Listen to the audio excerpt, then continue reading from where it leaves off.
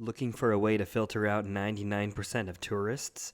Yellowstone offers many unique hikes unlike anywhere else in the world, and this video will briefly cover 3 of my personal favorites. Most people don't know that Yellowstone is actually home to a petrified forest. People don't know this because a rather steep hike serves as an effective barrier to entry, keeping the majority of tourists from ever laying their eyes on it. So this is a map of the northern part of Yellowstone. You can see this is the North Loop right here. And this is the Tower Fall area, and our hike is just east of Tower Fall. So, if you head east on the Northeast Entrance Road, this trail that's visible right here is the trail that takes you up to a part of the Petrified Forest. So as you're driving, the best way that I know to remember where this is if you pass over the Lamar River, you've gone too far.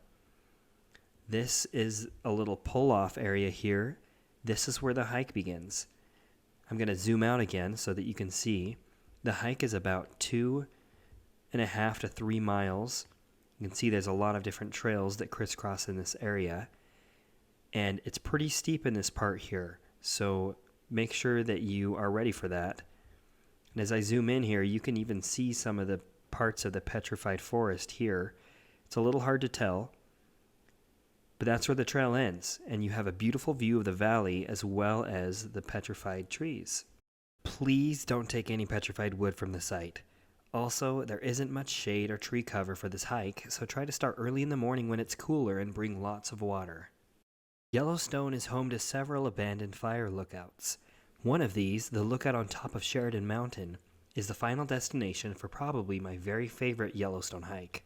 This hike is located in the southern portion of Yellowstone. So for reference, here's Yellowstone Lake. You can see the southern loop of Yellowstone. This is Old Faithful right here. Here's Lewis Lake, and that's a good point for reference for this hike. Here it is right here.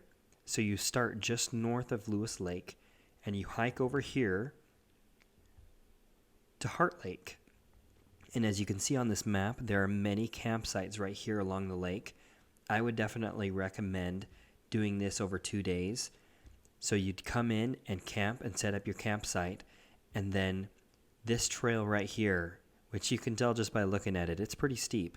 It takes you right up to the top of Mount Sheridan, and that's where you can find the fire lookout.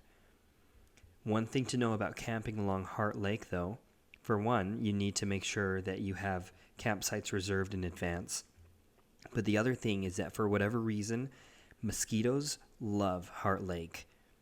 And so make sure that you bring a mosquito net for your head and that you have long sleeve shirts, even if it's in the middle of summer, so then you can avoid being eaten alive by mosquitoes. Now, I'm going to cheat a little. This hike isn't actually in Yellowstone, and it isn't technically in Grand Teton National Park either. It's in the area though, and it is such an incredible hike that I just have to include it. It is the Table Mountain Hike, or as the locals call it, Table Rock. This hike gives you the best up-close view of the Tetons, and there is nowhere you can witness more spectacular wildflowers. When I lived in Jackson, Wyoming, I would often recommend this hike to visitors, and on several occasions, the people returned to thank me for recommending the hike and stated it was the best part of their Yellowstone trip. So here we're looking at a map that covers part of Grand Teton National Park. You can actually see some of my last activities that I've done in the area. This was a really fun hike, by the way. And down here I was in Teton Village doing the bike trail. So there's a Grand Teton here. So we actually, to access this hike, you have to go over to the Idaho side of the Tetons. This is a road here that goes right up to Targhee. It's called the Ski Hill Drive. Goes right up to Targhee, which is a ski resort. But you actually want to take this turnoff down here, and it leads up to a campsite, which is where you park your car.